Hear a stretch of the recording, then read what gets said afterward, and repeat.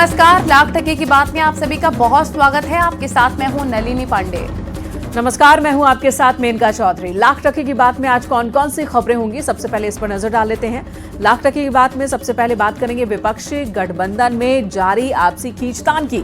ममता बनर्जी के विपक्षी गठबंधन पर नेता बनने वाले बयान के बाद सियासी घमासान जारी है। साथ ही बात होगी रामगोपाल यादव के राहुल गांधी को गठबंधन का नेता मानने से इनकार कर देने के बाद कांग्रेस के इमरान मसूद ने कहा कि वो भी अखिलेश को अपना नेता नहीं मानते हैं। वहीं आपको बताएंगे संसद में जॉर्ज सोरोस पर घमासान क्यों जारी है, क्यों सोनिया गांधी और राहुल गांधी को बीजेपी ने देशद्रोही बताकर सवालों के जवाब देने की चुनौती दी है। और फिर बात होगी अयोध्या की मिल्कीपुर सीट की, जहां उपचुनाव होना है, लेकिन एसपी में जो कलह सामने आई है उससे लगता है कि अखिलेश मिल्कीपुर भी हार जाएंगे।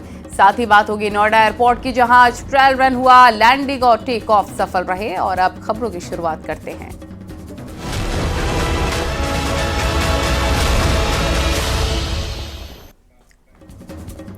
सियासत अवसरों का खेल है, मौकों का खेल है। जो विपक्षी गठबंधन लोकसभा चुनाव में पूरी मजबूती के साथ एकजुट होने का दावा कर रहा था, हरियाणा और महाराष्ट्र के नतीजों के बाद से विपक्षी गठबंधन में विरोध के सुर उठने लगे हैं। हरियाणा और महाराष्ट्र चुनाव में कांग्रेस के हार के बाद विपक्षी गठबंधन में राहुल गांधी के नेतृत्व पर सवाल उठाए जा रहे हैं। ममता बनर्जी का नेतृत्व वाला बयान सामने आया है। समाजवादी पार्टी के नेताओं ने भी सवाल खड़े किए। कांग्रेस के नेताओं का सहयोगी दलों को जवाब आया है। विपक्षी ने बीजेपी गठबंधन में कलह पर तंज कसा है। ये विरोध है विपक्षी गठबंधन के नेता राहुल गांधी को लेकर। ममता बनर्जी ने जहां अपनी दावेदारी पेश की, वहीं समाजवादी पार्टी के नेता भी राहुल को नेता मानने से इनकार कर रहे हैं। हालांकि कांग्रेस ने भी इस पर जवाब दिया है।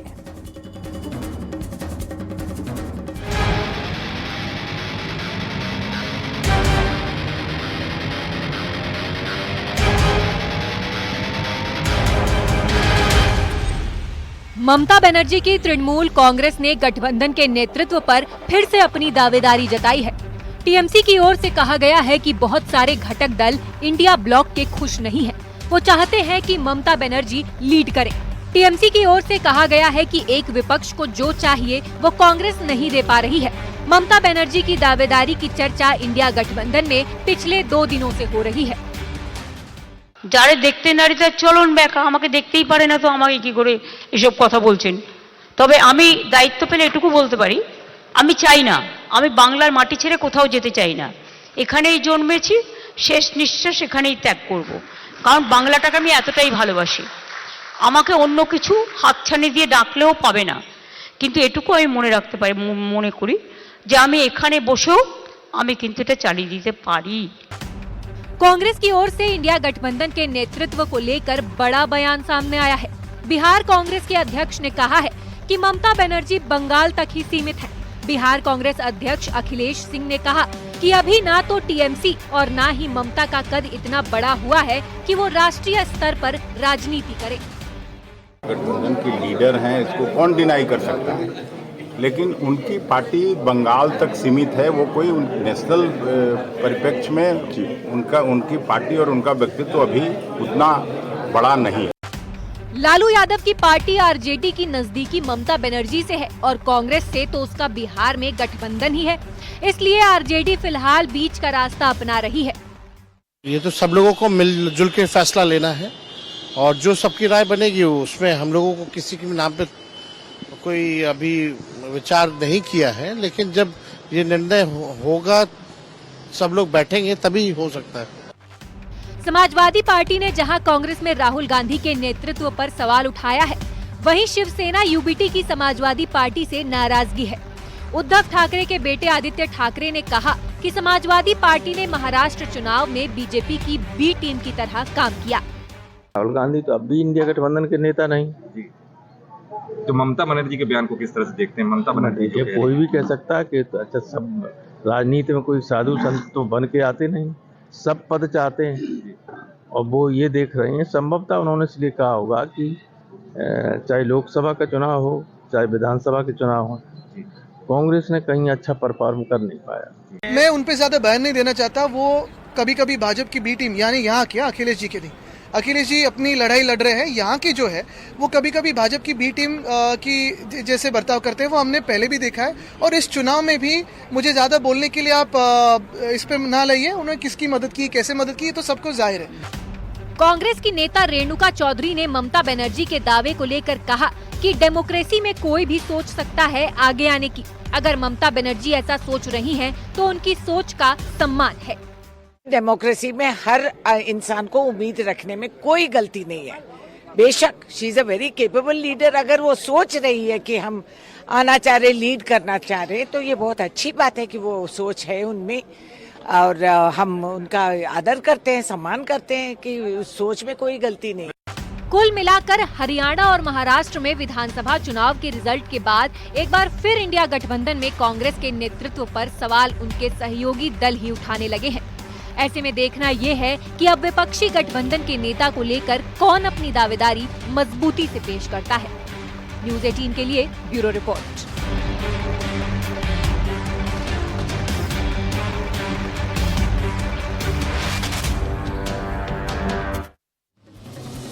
और समाजवादी पार्टी के महासचिव रामगोपाल यादव के बयान के बाद से सियासत काफी तेज हो गई है। जहां रामगोपाल यादव ने कहा राहुल गांधी विपक्षी गठबंधन के नेता नहीं, वहीं कांग्रेस सांसद इमरान मसूद ने साफ कह दिया कि उनके नेता अखिलेश यादव नहीं। ममता बनर्जी के बयान के बाद विपक्षी गठबंधन में तमाम बड़े सियासी दल एक दूसरे पर वार पलटवार कर रहे हैं। वहीं बीजेपी ने भी इस पर तंज कसा। इसी पर आपको एक रिपोर्ट दिखाते हैं।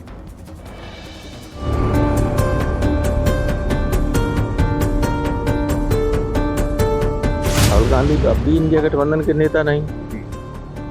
तो ममता बनर्जी के बयान को किस तरह से देखते हैं? ममता बनर्जी ये कोई भी कह सकता है कि अच्छा सब राजनीति में कोई साधु संत तो बन के आते नहीं, सब पद चाहते हैं। रामगोपाल यादव के राहुल गांधी को लेकर दिए गए बयान से गठबंधन में तकरार शुरू हो गई है। दोनों पक्षों के नेता एक दूसरे पर तीखे हमले कर रहे हैं। रामगोपाल के बयान पर कांग्रेस सांसद इमरान मसूद का बयान सामने आया। इमरान मसूद ने कहा कि रामगोपाल के कहने से नहीं होता है, इंडिया ब्लॉक के नेता राहुल गांधी ही है। रामगोपाल के नेता राहुल गांधी नहीं है, तो मेरे नेता भी अखिलेश यादव नहीं है। सपा के नेता हैं आईके सिंह, उन्होंने भी ट्वीट किया है। उनका कहना है कि जो गठबंधन है उसका नेतृत्व तो बदलने की अब जरूरत आ गई है, क्योंकि इनका दिल जो है अपनी औकात से ज्यादा बोलने वालों को अपने गिरबान में जागना चाहिए। उनकी हैसियत नहीं है राहुल गांधी के बारे में। वहीं समाजवादी पार्टी के सांसद हरेंद्र मलिक ने भी कांग्रेस पर बड़ा निशाना साधा। उन्होंने कहा कि पोस्टर में अखिलेश यादव की फोटो लगाकर ही कांग्रेस ने 6 सीटें जीती हैं। यूपी में मदद लेंगे, और हमारे नेता ने खुले मन से मदद भी की है। हम लोग अनुशासित लोग हैं, जो राष्ट्रीय नेतृत्व कहेगा उसे हम स्वीकार करेंगे, उसे ही फॉलो करेंगे। पर आपको जानकारी होगी कि हमने तो कैंडिडेट भी दिए हैं ना, तो हम लोगों ने मदद की, हम लोगों ने तो बड़ा मन दिखाया। कांग्रेस और समाजवादी पार्टी में तकरार के बीच बीजेपी सांसद भोला सिंह का बयान भी सामने आया। भोला सिंह ने कहा है कि दोनों पार्टियों को एक दूसरे के वोट बैंक में सेंधमारी होती दिख रही है। झूठ के सहारे कुछ सीटें जीत लिए थे, लेकिन अब इनको इसी बात का डर है कि कहीं उनकी सियासी जमीन पर उनका सहयोगी ही अपना कब्जा न जमा ले। रामगोपाल जी और कांग्रेस और समाजवादी, इन्होंने लोकसभा में गठबंधन किया, लोगों को गुमराह करके कुछ वोट इन्होंने ले ली, कुछ सांसद इनके बन गए। लेकिन इनको लग रहा है कि अगर कांग्रेस के साथ में हाथ मिला लिया तो कांग्रेस का इनका जो वोट बैंक है वो कांग्रेस के पास चला जाएगा। कांग्रेस को लग रहा है कि अगर हम इनके साथ में खड़े हो गए तो इनका वोट बैंक चला जाएगा। सपा कांग्रेस की तकरार पर आरएलडी सांसद चंदन चौहान का कहना है कि एसपी के नेताओं को कुछ जरूर महसूस हुआ होगा, तभी राहुल गांधी को बदलने की मांग उठ रही है।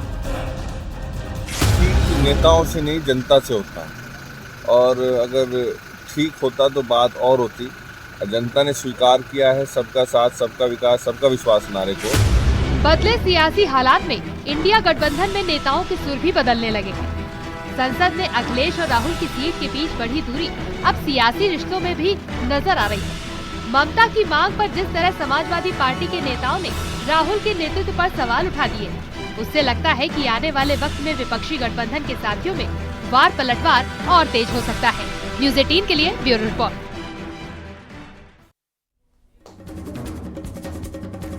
सोरोस का मुद्दा एक बार फिर जिंदा हो गया है और संसद में सोरोस के नाम पर जबरदस्त हंगामा हुआ।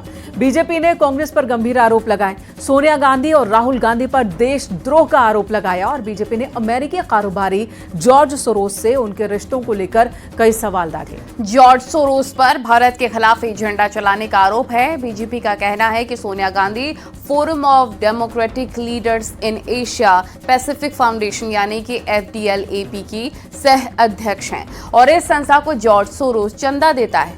FDLAP वही संस्था है जो भारत के टुकड़े टुकड़े करके कश्मीर को अलग राष्ट्र के तौर पर मान्यता देने की वकालत करता है।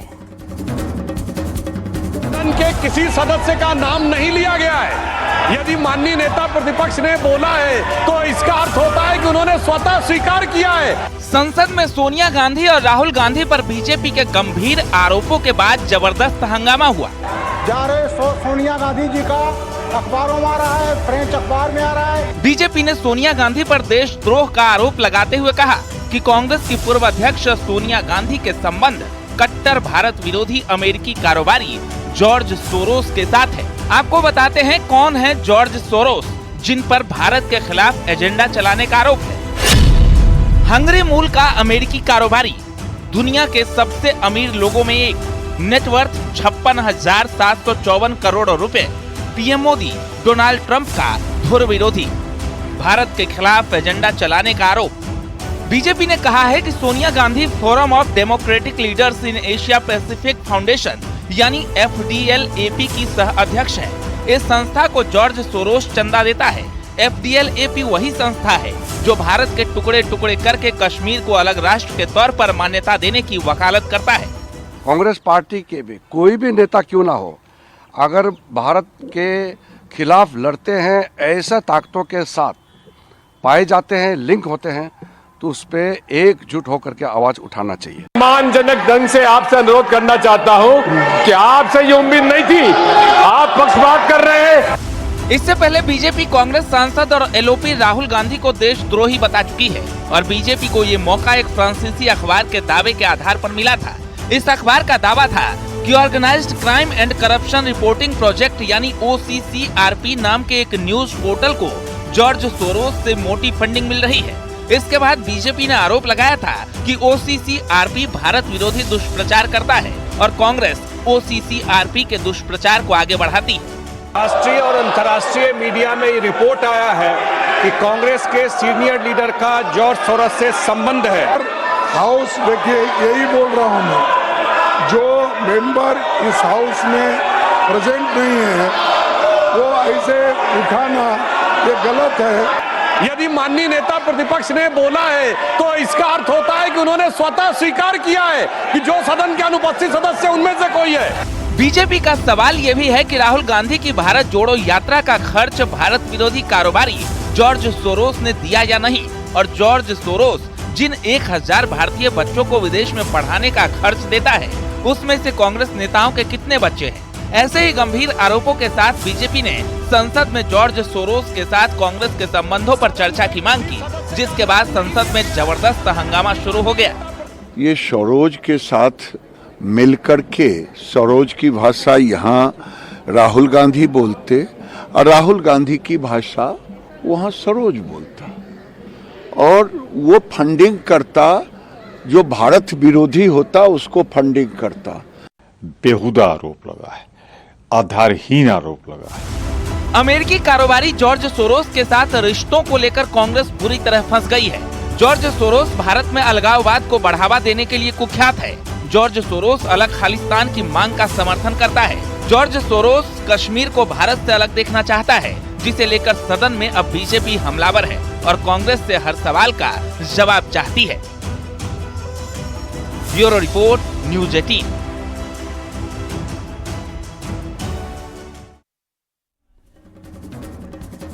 अयोध्या के मिल्कीपुर विधानसभा उपचुनाव में एसपी से टिकट को लेकर कलह शुरू हो गई है। सांसद अवधेश प्रसाद पर परिवारवाद का आरोप लगाकर मिल्कीपुर क्षेत्र के एसपी नेता सूरज चौधरी ने अपने 500 साथियों के साथ पार्टी छोड़ दी है। सांसद अवधेश प्रसाद पर उन्होंने परिवारवाद का आरोप लगाया। सूरज चौधरी का आरोप है कि अवधेश प्रसाद ने वायदा किया था कि सांसद बनने के बाद उन्हें टिकट दिलवाएंगे, लेकिन उन्होंने अपने बेटे अजीत प्रसाद को टिकट दिलवा दिया। सूरज चौधरी का दावा है कि अजीत प्रसाद 50,000 वोटों से हारने वाले हैं और वहीं इसे लेकर अवधेश प्रसाद का क्या कहना है, ये भी हम आपको बताते हैं।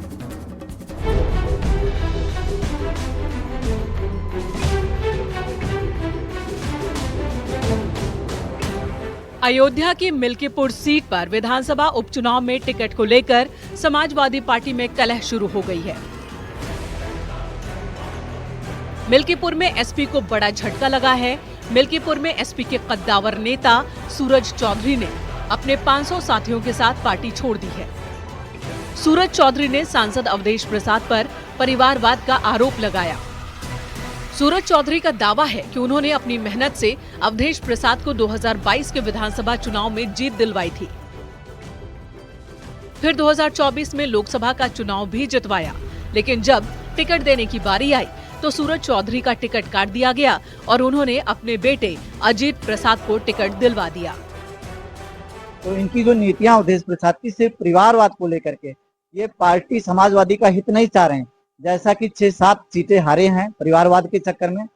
इस सीट को पहले से तमाम सर्वे, तमाम चीजें इनके खिलाफ है कि हाँ ये हार जाएंगे। क्षेत्र में काम धाम बिल्कुल भी इनका कोई मतलब नहीं है, आना जाना नहीं है, तो इनको टिकट दे दिया गया। इसी बात को लेकर के हम लोगों ने राष्ट्रीय अध्यक्ष से अपनी बात रखी, लेकिन ये हुआ कि चूंकि ये सांसद हैं, इनको इस बार इनके लड़के को टिकट दिया जाए। क्षेत्र की जनता ने इनको सांसद बनाया, हम कार्यकर्ताओं ने इनको बनाया। हमारी कहीं समाजवादी पार्टी में अवधेश प्रसाद की वजह से सुनवाई नहीं है। सूरज चौधरी ने आरोप लगाया है कि एसपी से टिकट दिलाने के लिए सांसद अवधेश प्रसाद ने कई बार उन्हें लखनऊ बुलवाया। अखिलेश यादव से मुलाकात के नाम पर कई बार उन्हें टहलाते रहे। सूरज चौधरी ने दावा किया है कि एसपी प्रत्याशी अजीत प्रसाद करीब 50,000 वोटों से चुनाव हारेंगे। ये बुरी तरीके से चुनाव हार जाएंगे। मेरे जो समर्थक हैं या जिन लोगों से मैंने वादे करके इनको वोट दिलाया लोकसभा में और विधानसभा दोनों चुनाव में 22 में और जो अगला लोकसभा, ये पिछला होगा लोकसभा, तो वो लोग दुखी है। उनसे किसी काम के लिए कहते हैं। ये 500 लोगों के साथ अभी मौके पर हम हटे हुए हैं, उसमें से कई सारे पदाधिकारी। उन्होंने आप पर आरोप लगाया। छोड़िए यार, तुम अपना पक्ष रखिए ना। अरे छोड़िए, जाइए आप। ऐसे लोगों को समय बर्बाद कर तो मेरा नहीं, लेकिन उन्होंने एक बात, अरे छोड़िए यार, इसीलिए तो हम आए। नहीं छोड़िए। उन्होंने 50,000 वोट से हराने का वो किया, दावा किया है। अरे भाई, अरे ऐसा है कि वोट तो भैया जनता का है ना। नहीं, वो तो सही है, वो तो आप कहीं और ऐसे लोगों जिनका कहीं कोई स्टेटस ना हो, ऐसे लोग हम नोटिस नहीं देते। नहीं, हाँ, अपना समय नहीं। आपसे प्रार्थना है कि ऐसे लोगों से आप समय न बर्बाद करो और उनकी बात को लेकर मेरे पास नहीं, कोई बड़ा मुद्दा हो देश स्तर का, ऐसे मुद्दों से मुझसे बात करो। यूपी सरकार में मंत्री ओपी राजभर और पूर्व सांसद सुब्रत पाठक ने भी समाजवादी पार्टी पर निशाना साधा। उनका कहना है कि सियासत में समाजवादी पार्टी और परिवारवाद एक ही नाम है। पीडीए आप इस्तेमाल किए हो, और पीडीए तो मोदी जी के साथ हो गया। ओम प्रकाश राजभर का है, पिछड़ा है ना। आप संजय निषाद जी पिछड़ा हैं, अनुप्रिया पटेल जी पिछड़ा हैं, केशव मौर्य जी पिछड़ा हैं, ब्रजेश पाठक जी अगड़ा हैं। असली यहाँ पीडीए है, वहाँ कहाँ है? नहीं, तो ये समाजवादी पार्टी तो में समाजवाद है कहाँ, उसमें तो परिवारवाद है, साफ साफ है। जब अखिलेश अपने घर के ही लोगों को जब टिकट देंगे और उसके बाद जब खुद ही अखिलेश भी परिवारवाद के ही प्रोडक्ट हैं, तो वो कैसे विरोध कर सकते हैं? तो कोई भी तो देखो, जितनी भी सीटें पर अभी उपचुनाव हुआ सभी पर परिवारवाद के, मैंने जिस पहले पिता था, बाद में बेटा, या पहले माँ थी, बाद में, तो वही सब, ये तो परिवारवादी तो परंपरा ही है इनकी। हाल ही में यूपी में विधानसभा की 9 सीट पर उपचुनाव हुआ, जिसमें बीजेपी ने 7 सीट पर जीत दर्ज की और एसपी के खाते में सिर्फ 2 सीटें आई हैं। लोकसभा चुनाव में अयोध्या सीट जीतने वाली समाजवादी पार्टी क्या उपचुनाव में मिल्कीपुर सीट बचाने में कामयाब हो पाएगी? बीजेपी ने हाल ही में शानदार प्रदर्शन किया और इसे देखते हुए एसपी के लिए लड़ाई काफी मुश्किल दिख रही है। न्यूज़ 18 के लिए ब्यूरो रिपोर्ट।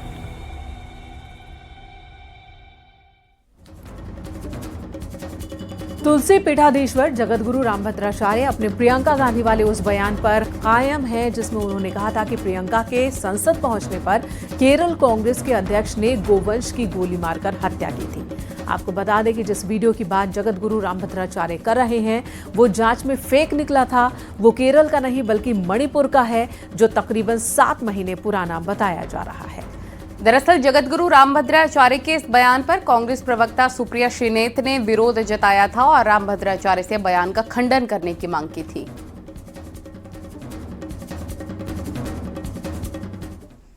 मैं मणिपुर का नहीं था, ये वीडियो मणिपुर का नहीं था। जिस समय प्रियंका गांधी ने जिस समय प्रियंका गांधी जीती उसी समय वहां के केरल के कांग्रेस अध्यक्ष ने गाय को गोली मारी।